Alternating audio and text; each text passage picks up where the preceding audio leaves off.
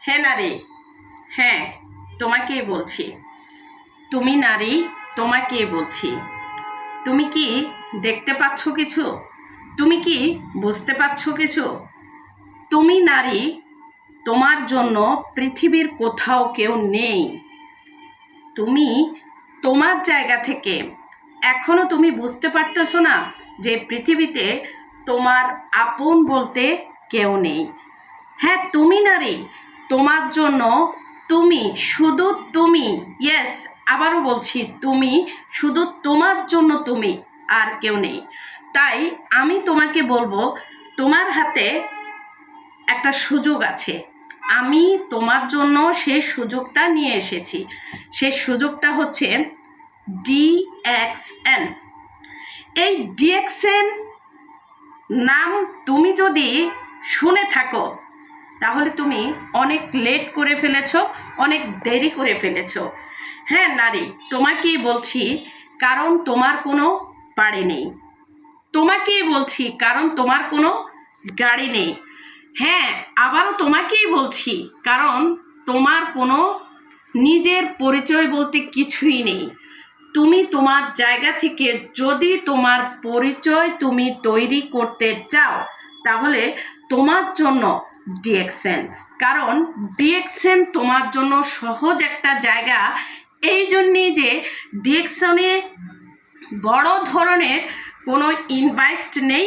শুধুমাত্র তুমি তোমার নিত্য প্রয়োজনীয় প্রোডাক্টগুলোকে ব্যবহার করে, যেটা তুমি প্রতিদিন ব্যবহার করতেছো, যেটা তোমার প্রতিদিন ইউজের তালিকায় আছে, সেই ইউজেবল প্রোডাক্টগুলো দিয়েই কিন্তু তুমি তোমাকে চেঞ্জ করতে পারো। হ্যাঁ নারী, তোমাকেই বলছি, তোমার নিত্য প্রয়োজনীয় প্রোডাক্টগুলো যেমন সাবান, শ্যাম্পু, টুথপেস্ট, চা, কফি, তুমি তোমার সন্তানের যে খাবারগুলো বাইরের থেকে কিনতেছো সেই খাবারগুলোকে চেঞ্জ করে, ব্র্যান্ডটা চেঞ্জ করে, দোকানটা চেঞ্জ করে তুমি তোমার ভাগ্যটাকে তুমি চেঞ্জ করতে পারো।